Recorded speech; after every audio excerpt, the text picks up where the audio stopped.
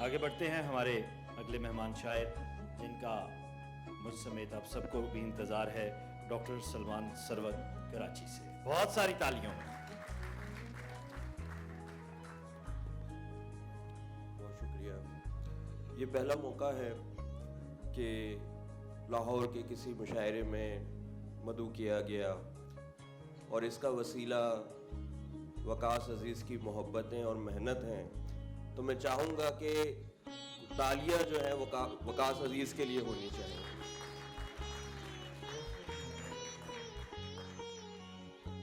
گو کہ یہ پہلا موقع ہے، لیکن یقین جانیے کہ اجنبیت کا احساس بالکل نہیں،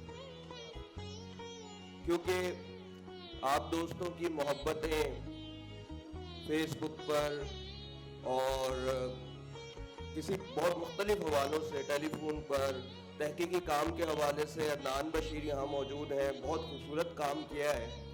اور پنجاب میں والد صاحب کے حوالے سے جو محبتیں میں سمیٹتا ہوں وہ ناقابل بیان ہیں. تو آپ لوگ، میں چاہوں گا کہ آپ اپنے لیے بھی جو ہے وہ کلیپنگ کیجئے کہ جو محبتیں آپ لوگوں نے ثروت حسین کے لیے پہنچائی ہیں، میں وہ لفظوں میں بیان نہیں کر سکتا. کچھ اشعار پیش کرنا چاہوں گا. عباس نابی صاحب کی موجودگی میں مشکل کام ہے یہ، بہرحال جسارت کرتا ہوں. اور ایک غزل آغاز میں جس کا مطلع جو ہے وہ بھی حوالہ ہے ثروت حسین کی ایک کتاب کے نام سے کہ آنکھ ہے ایک کٹورا پانی کا، آنکھ ہے ایک کٹورا پانی کا، اور یہ حاصل ہے زندگانی کا. آنکھ ہے ایک کٹورا پانی کا، اور یہ حاصل ہے زندگانی کا. رائے گاہ کر گیا مجھے آخر، رائے گاہ کر گیا مجھے آخر، خوف ایسا تھا رائے گانی کا. رائے گاہ کر گیا مجھے آخر، خوف ایسا تھا رائے گانی کا. چل نکلتا ہے سلسلہ اکثر، چل نکلتا ہے سلسلہ اکثر، خوشگمانی سے بدگمانی کا. جا کے دریا میں پھینک آیا ہوں، جا کے دریا میں پھینک آیا ہوں، یہ کیا ہے تیری نشانی کا. جا کے دریا میں پھینک آیا ہوں، یہ کیا ہے تیری نشانی کا. جس کا انجام ہی نہیں کوئی، جس کا انجام ہی نہیں کوئی، میں ہوں کردار اس کہانی کا. جس کا انجام ہی نہیں کوئی، میں ہوں کردار اس کہانی کا. مدعا نظم ہو نہیں پایا، شعر دھوکا ہے ترجمانی کا. آنکھ ہے ایک کٹورا پانی کا، اور یہ حاصل ہے زندگانی کا. اور ایک غزل تازہ تو میں ہو جاؤں گا بے ماجرا فکر و بیان میں، ہو جاؤں گا بے ماجرا فکر و بیان میں. آئی نہیں تھی بات یہ وہم و گمان میں، ہو جاؤں گا بے ماجرا فکر و بیان میں. آئی نہیں تھی بات یہ وہم و گمان میں. خود سے شکست کھانا ہے کس درجہ کربناک، خود سے شکست کھانا ہے کس درجہ کربناک. جینا بھی جیسے موت ہو اس امتحان میں، خود سے شکست کھانا ہے کس درجہ کربناک. جینا بھی جیسے موت ہو اس امتحان میں. دل اور دماغ لے بھی چکے اپنی اپنی راہ، دل اور دماغ لے بھی چکے اپنی اپنی راہ. تنہا میں رہ گیا ہوں کہیں درمیان میں، دل اور دماغ لے بھی چکے اپنی اپنی راہ. تنہا میں رہ گیا ہوں کہیں درمیان میں. میرے خیال و خواب کی دنیا اجڑ گئی، میرے خیال و خواب کی دنیا اجڑ گئی. رہ رہتا ہے ایک رنج ہمہ وقت دھیان میں. میرے خیال و خواب کی دنیا اجڑ گئی, رہتا ہے ایک رنج ہمہ وقت دھیان میں. کتنے ہی رت جگوں کی مسافت پہ ہے سحر, کتنے ہی رت جگوں کی مسافت پہ ہے سحر, اور نیند آ رہی ہے ابھی سے اڑان میں. کتنے ہی رت جگوں کی مسافت پہ ہے سحر, اور نیند آ رہی ہے ابھی سے اڑان میں. ایک کاش مل ہی جائے کہیں پانچویں جہت, ایک کاش مل ہی جائے کہیں پانچویں جہت. اکتا گئی ہے سوچ زمان و مکان میں, ایک کاش مل ہی جائے کہیں پانچویں جہت. اکتا گئی ہے سوچ زمان و مکان میں. آیات کر رہی ہیں اشاروں میں گفتگو, آیات کر رہی ہیں اشاروں میں گفتگو. کیسی نشانیاں ہیں یہاں ہر نشان میں, آیات کر رہی ہیں اشاروں میں گفتگو.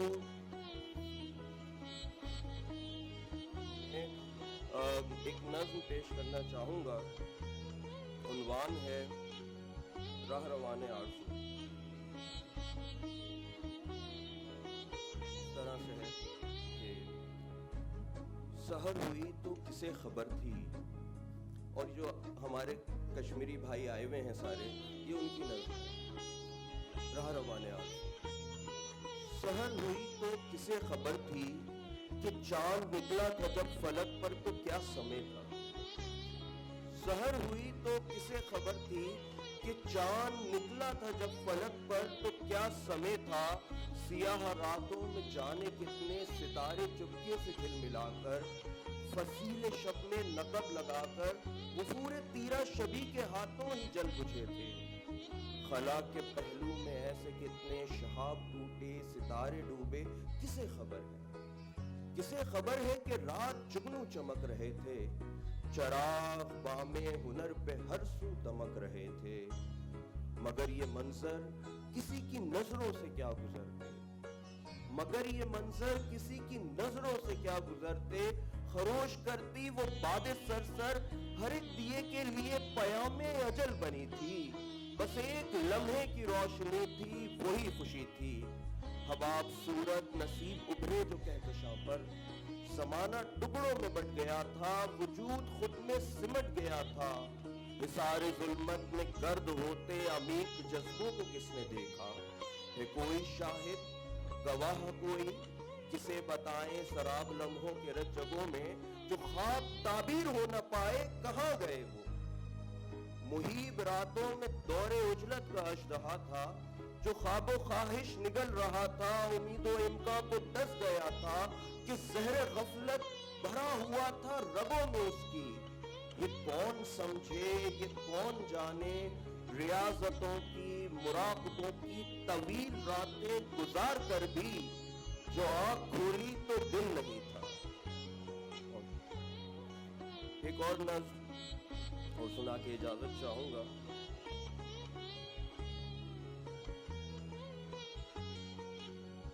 اس کا عنوان ہے ایرندرا. لیٹن امریکن ایک ادیب ہیں گیبریل گارشیا مارکیز, ان کا ناولٹ ہے انوسنٹ ایرندرا.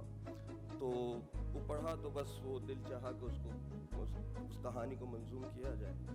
تو اس طرح سے ہے, نہ کوئی نغمہ نہ کوئی منظر, نہ کوئی نغمہ نہ کوئی منظر, نہ کوئی عاشق نہ کوئی دلبر. نہ کوئی نغمہ نہ کوئی منظر, نہ کوئی عاشق نہ کوئی دلبر. قدیم بستی کی ہولناکی میں سانس لیتی وہ نارسیدہ نظار و کمسن ایرندرا.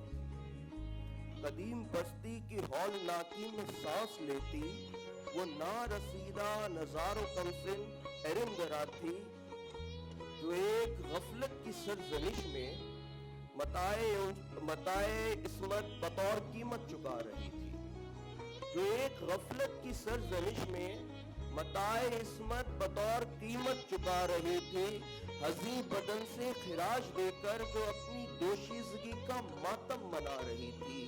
عجیب افتاد تھی وہ راتیں فگار دن تھے کہ شہر کا شہر ہی ہوس کی لپیٹ میں تھا. قطار اندر قطار خیمے کے چار جانب لگی ہوئی تھی. وہ سارے بے روح تیرس آئے جو اپنی باری کے منتظر تھے. ارندرا کے شگاف ہوتے بدن کو اپنے کرخت ہاتھوں سے ریزہ ریزہ کھرچ رہے تھے. بہت شکریہ. عجیب افتاد تھی وہ راتیں فگار دن تھے کہ شہر کا شہر ہی ہوس کی لپیٹ میں تھا. قطار اندر قطار خیمے کے چار جانب کھڑے ہوئے تھے. وہ سارے بے روح تیرس آئے جو اپنی باری کے منتظر تھے. ارندرا کے شگاف ہوتے بدن کو اپنے کرخت ہاتھوں سے ریزہ ریزہ کھرچ رہے تھے. ستم تو یہ ہے کہ اس بھیانک سزا کے پیچھے جو سنگ دل تھا ارندرا کا وجود اس کے وجود سے تھا. ستم تو یہ ہے کہ اس بھیانک سزا کے پیچھے جو سنگ دل تھا ارندرا کا وجود اس کے وجود سے تھا. غبار ہوتا وجود اس کا جنوبی خطے کی ساحلوں کی ہوا میں بکھرا. غبار ہوتا وجود اس کا جنوبی خطے کی ساحلوں کی ہوا میں بکھرا کہ جس میں اس کے ہزی بدن کی اداس خوشبو کہ جس میں اس کی حیا کے آنسو. دبی دبی سسکیوں کی آہٹ بھی ان ہواؤں میں گل گئی تھی. ہوا بہت تیز چل رہی ہے. کئی زمانوں سے مضطرب یہ وہی ہوا ہے کہ جس کی زد میں ہر ایک بستی کی درد سہتی ارندرا ہے. بہت شکریہ.